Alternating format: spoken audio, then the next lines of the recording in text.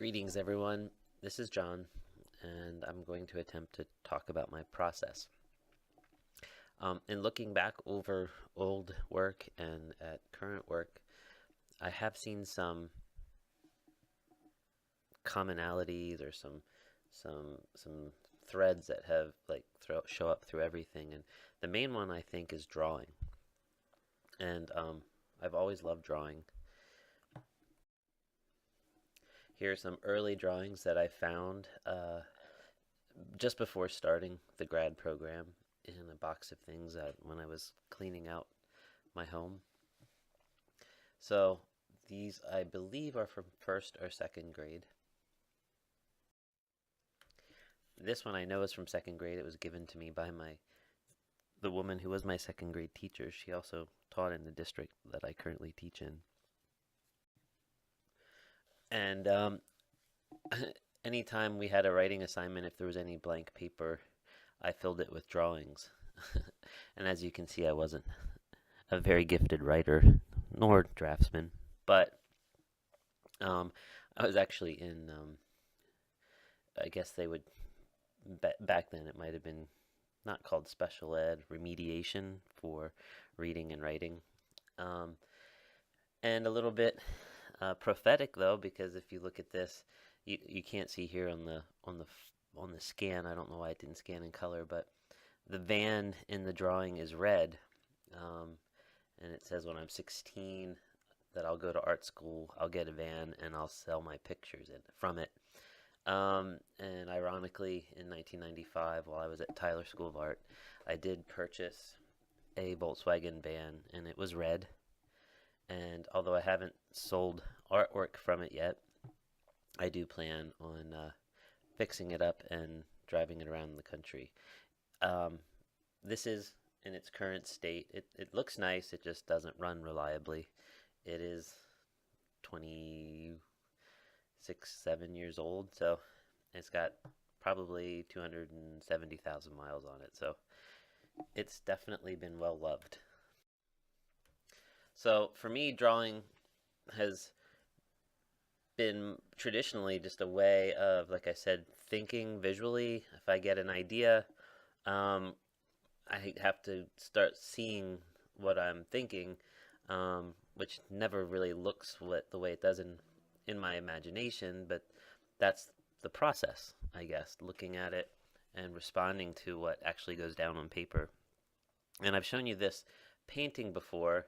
The title's Conjure, and this was the original sketch. I found it in my basement for this presentation. I wasn't sure I still had it. You can see it's starting to mold. But the original idea, I was holding a fish.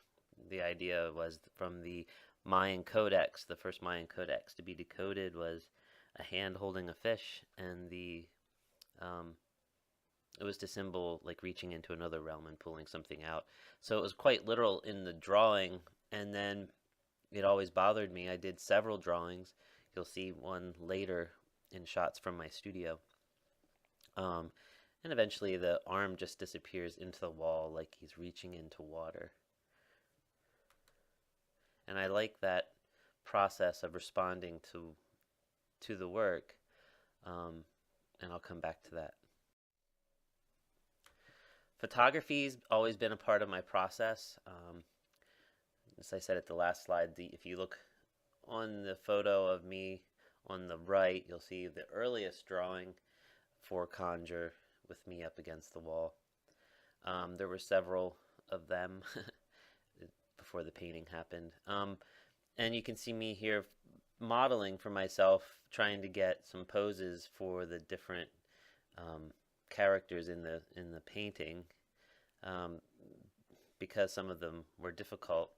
I didn't work just from photographs. I have a hard time working from photographs, but I can work from photo and reality and a mirror much more easily. I feel like a photo is too limiting, and sometimes I just need to be able to see from life what it is I'm trying to draw or paint. But I kind of always thought of photography kind of like sketching.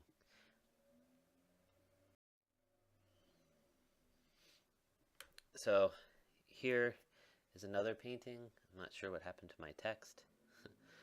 um, this one is my backyard. I'm realizing that my home is in a lot of my paintings and has been for years. Um, but I did a lot of drawings of my backyard, and that's Mona. You can see in the top, there was an early drawing where she was more engaging of the viewer, and I decided I liked a more passive pose. And that just came about, I guess, through the process of working through ideas visually.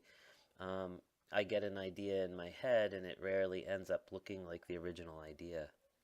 I think we were taking a break and having some coffee, and she was sitting in the way she is in the final painting, and I just loved that hand reaching through that hole, um, you know, resting on her bicep.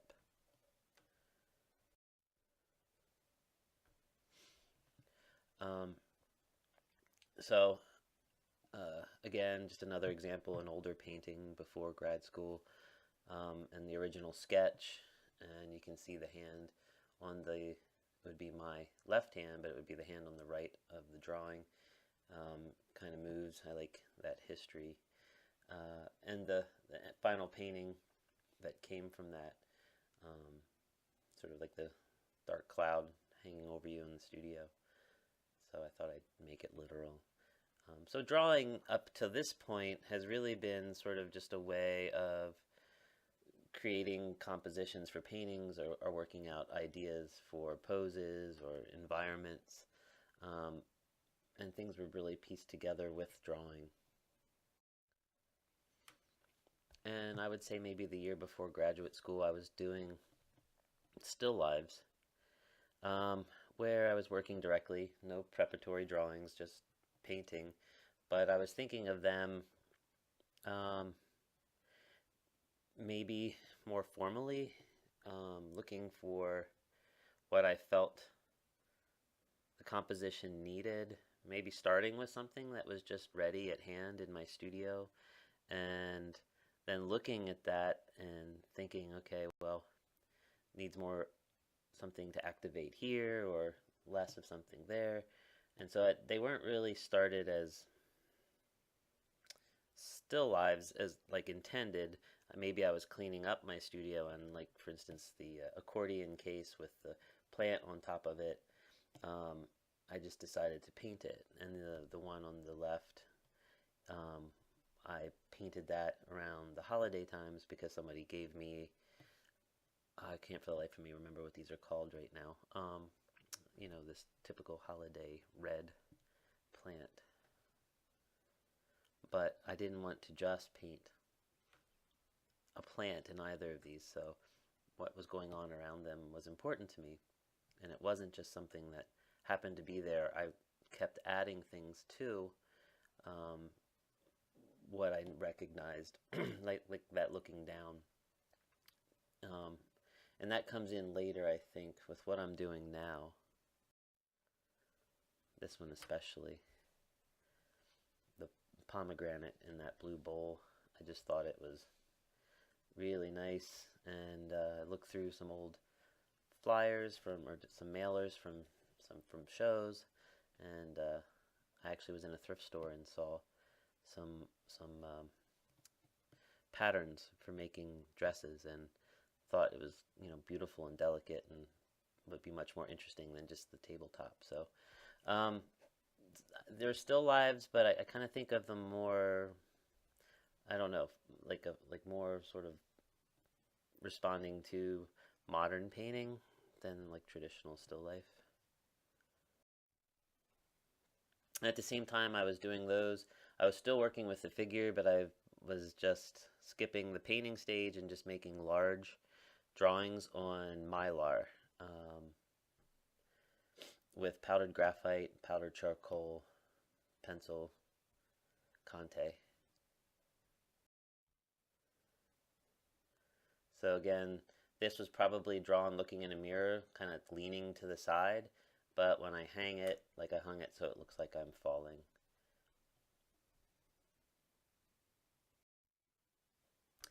Um, and so I've talked about taxonomy before, but I really feel like this is something I want to return to because I really felt at this point, I really felt like the work was starting to like really speak to me and really inform itself and what was going to happen next. So everyone in the program um, remembers these probably, but Colleen, I don't know if you've ever seen them. Everything I did for my taxonomy, a lot of them started as sketches on my phone that I printed out 10 by 10 at Kinko's. And then from that, I had Mylar from those Mylar drawings in the last slide that I brought along down with me, thinking I would do some Mylar drawings because they're pretty fast. And I never did. But what I did think of, part of our taxonomy assignment was that we needed to do some type of printmaking. I believe it was actually monotype printmaking. So I bought some cheap samples of house paint, and from these figurative sketches that I was doing, real fast gestural sketches on my phone, I laid the Mylar on top, traced the drawing quickly, turned it upside down so that I would be painting the reverse, and I would pull a monotype off of the composition real quickly. And then those kind of functioned as underpaintings that I would then work back into. So we can see here my feet at the bottom. The drawing, above the drawing is, I don't know, can I use a pointer? I don't know if this is recording this, but that's the monotype above the drawing, and to the left of the drawing is the Mylar that is pretty faded because the print was already pulled, and then I just glue it down on wood, and that sort of functioned as an underpainting. And if you look, the finished painting on the left was the final product that came from that. And some of them worked out, and I liked the painting at that stage. Others I kept working into. So you can see here the original drawing, the original sketch from the phone, and the, the painting on the top would have been the painting that happened. I don't believe I have that print. I don't know why. I could not find an image of it. But I didn't like the painting, so I revisited Kinko's and printed out large printouts of the drawing, and started painting on the backs of the drawings and cutting them up. And so if we look on the far right, those would be some photographs of arrangements I made of these cut up drawings with paint on them, and then revisited the painting with a sort of like trompe l'oeil kind of idea of the drawing back on top of the painting, but it's a painting of the cut up drawing. And I really like the divergence from that drawing and the traditional kind of classical, like, okay, I'm sketching the figure, now I'm going to render it and bring it, the observation in terms of, working towards a realism. I really kind of like it, the deviation that's starting to happen here the first summer. And I'd like to get back to that. I think it has informed what I'm currently doing. So this was done last spring, I believe, before this past summer. And I took out some of the drawings, and I had an old IKEA frame, and I just sort of tacked some of these cut up drawings in the frame, and I started painting on top of a failed painting. So the center image here is the first stage where I'm painting from the collage, like sort of a la trompe l'oeil, and working on top of a failed painting that, resulted from the monoprint. And I didn't feel that that was finished. And if you look at the original setup or still life on the far left, the cut up paper in the frame, it's hard to tell in that photograph, but there's actually a piece of glass on top of that. And when I moved around a bit, I noticed I could see reflections on the glass and the interruptions of that reflection with the cut pieces of paper and the painting beneath. And I really like that dynamic play of like really looking, but the strangeness of layering that looking. So the looking is coming from multiple sources, multiple times, looking through, looking at um, subjects, and sort of that the layering of the act of observing, but not in sort of a traditional um, single perspective kind of way.